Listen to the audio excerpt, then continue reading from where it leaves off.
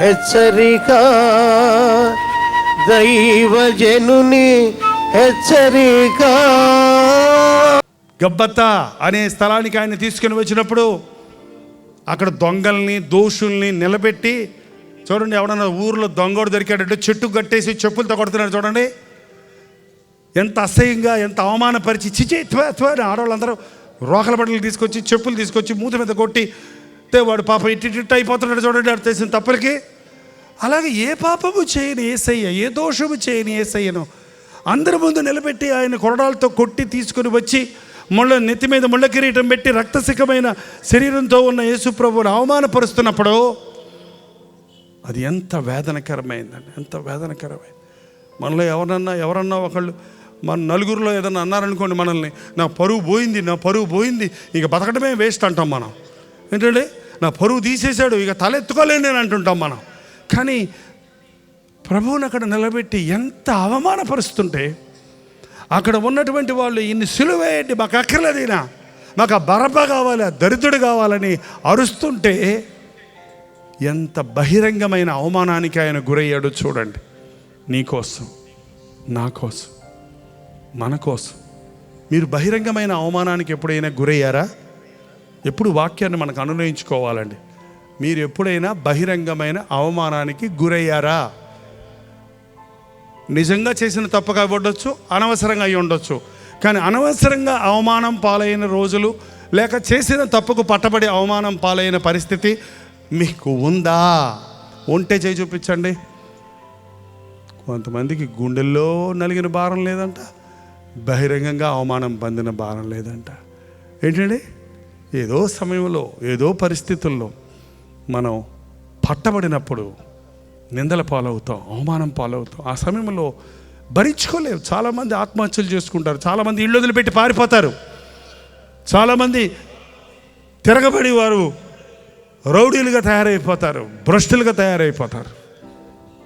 కానీ యేసు ప్రభు మనందరి భారాన్ని ఆయన భరించాడు.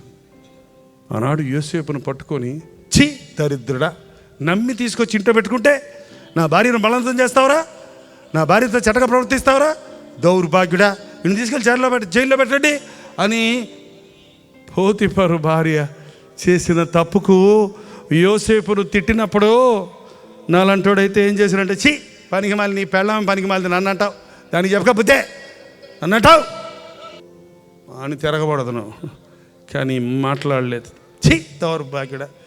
ఆ చూసిన వాళ్ళందరూ అంటాడు, చూడయ్యా ఆ యజమాని ఎంత ప్రేమించి తాళం చేతులు ఇస్తే ఇట్లాంటి పని చేస్తాడు వీడు, ఛీ పనికి మళ్ళీ ఫరా ఫరా ఫరా ఫరా అంటుంటే మాట్లాడకుండా పోతున్నాడు యోసేపు. అక్కడే కనపడుతున్నాడు యేసు ప్రభు నిందను, అవమానాన్ని భరించి మన కొరకు బహిరంగమైన అవమానాన్ని భరించాడు. నీ అవమానాన్ని ఆయన భరించాడు. నువ్వు చాలా పాపాల్లో పట్టుబడలేదు. అసలు నీ రహస్య జీవితం అంతా బయట పెడితే నీ కన్న తల్లిదండ్రులు కూడా నీ ముఖం చూడరు. తప్ప నేను చెప్పింది, అబద్ధమని నేను చెప్పింది, నీ సంగతి మీ అమ్మ నాన్నకు పూర్తిగా తెలియదు. నువ్వు నోరు తెరిచి నువ్వు చేసిన చండాల పనులన్నీ ఆయనకి చెప్తే, ఛీ నువ్వారా మా కొడుకువే అంటారు. అలాంటి బాధలు, అలాంటి నిందలు, అలాంటి అవమానాలు, నీకు నాకు రావాల్సిన అవమానాలన్నీ నా యేసయ్య భరించాడు. గబత్తాలు ఆయన మానసికంగా కాదు, బహిరంగంగా అవమానించబడ్డాడు. ఈ రోజున యేసు ప్రభు ద్వారా ఎటువంటి అవమానాన్నైనా కొట్టివేయగలిగిన శక్తి ఆయనకుంది. నిన్న ఆయన రక్తమిచ్చి కొన్నాడు. నీవు ఆయన సొత్తు. నీవు నీ దేహంతో దేవుణ్ణి మహిమపరచాలి. ఎంతకాలం నామకార్థ క్రైస్తవుడుగా ఉంటావు? ఎంతకాలం సిలువ పాటలు పాడి సరిపెట్టుకుంటావు? ఎంతకాలం సిలువ మీద ప్రసంగాలు వింటూ ఊరుకుంటావు? సిలువ శక్తిని నీ బ్రతుకులో అనుభవించవా? సిలువ ద్వారా జయము కలిగిందని, సిలువలో యేసు ప్రభు సమాప్తమైనది అని చెప్పినప్పుడు సాతాను తల చితకగొట్టబడిందని తెలీదా? వాడు ఓడిపోయాడు, వాడి తల చితికిపోయింది, వాడు తోకాడిస్తున్నాడు అంతే. దానికే భయపడుతున్నాం మనం. వాడిని బెలంలో బంధించే రోజు దగ్గర పడింది. ఇప్పుడే బంధించకూడదు అంటారు కొంతమంది. ఇప్పుడే బంధిస్తే నువ్వు ఇంకా సాతాను వెంటబడుతున్నావు, నిన్ను కూడా బంధించాలి. ఏ ఒక్కడు నశించడానికి ఇష్టం లేదు కనుక ప్రతి ఒక్కడు రక్షించబడాలని మరో అవకాశం ఇస్తున్నాడు. సిలువను గురించిన ఈ సువార్త విరితనంగా ఉందా? దేవుని శక్తిగా ఉందా? దయచేసి తలలు వంచండి. ప్రార్థన. పరిశుద్ధుల ప్రేమగల తండ్రి, 2000 సంవత్సరముల క్రితము మేము పుట్టక ముందే మా కొరకు చేసిన ఈ గొప్ప యాగాన్ని గురించి మరొక్కసారి ఈ రోజున మా కళ్ళ ముందు ప్రత్యక్షపరిచినందుకై వందనములు నాయన. కట్టుకథగా కాక నిజం సత్యం అన్న విషయాన్ని మేము నమ్మునట్లుగా, విశ్వాసులుగా కాక విశ్వాసులుగా బ్రతుకున్నట్లుగా, నిన్ను తాకి చూచుటకు, నీ స్పందన కలుగుటకు మాకు సహాయం ఇచ్చావు. ఇక్కడున్న ప్రతి బండ గుండెను నజరేయుడైన యేసుక్రీస్తు నామములో పగలగొట్టుచున్నాము నాయన. కృంగిన ప్రతి ఒక్కరిని నజరేయుడైన యేసుక్రీస్తు నామములో లేవనెత్తుచున్నాము నాయన.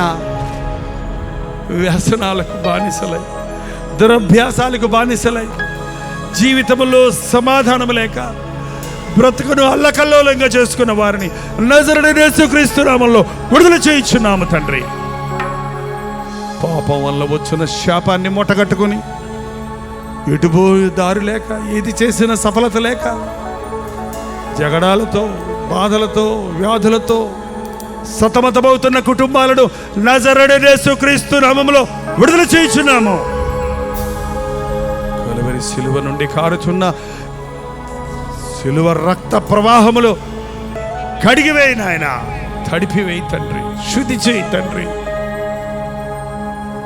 యేసుక్రీస్తు రక్తంలో ఎంత శక్తి ఉందో మేము అనుభవపూర్వకంగా గుర్తించినట్లు నీ రక్త ప్రోక్షణ ఈ రాత్రి మా మీద జరగనిమ్ము నాయన.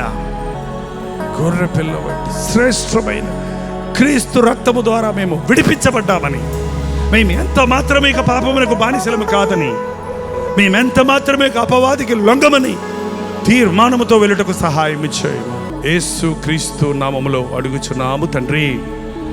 మన తండ్రి అయిన దేవుని యొక్క ప్రేమయు, కుమారుడైన క్రీస్తు యొక్క కృపయు, ఆదరణకర్త అయిన పరిశుద్ధాత్మ యొక్క సహవాసమును కూడి వచ్చిన మనందరికీ ఇప్పుడును సదాకాలమును తోడై ఉండునుగాక. ఆమేన్, ఆమేన్, ఆమేన్.